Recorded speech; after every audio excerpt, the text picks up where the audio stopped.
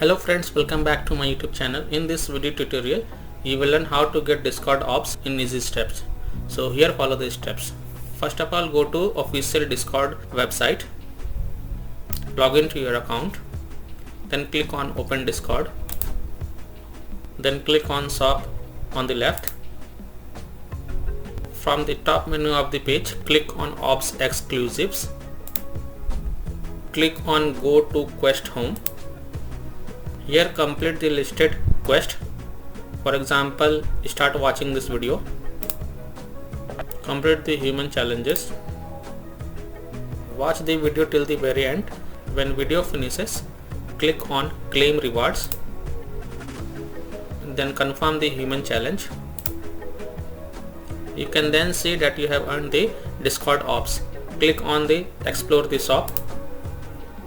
You can see that your Discord Orbs balance has been updated. Click purchase next to Orb badge or to buy any other item. Click on claim with Orbs. Click on view my badge. So this is how you can earn and spend Orbs in Discord. So that's all for this video. If this video helped you, then please like and subscribe to my channel. Thank you.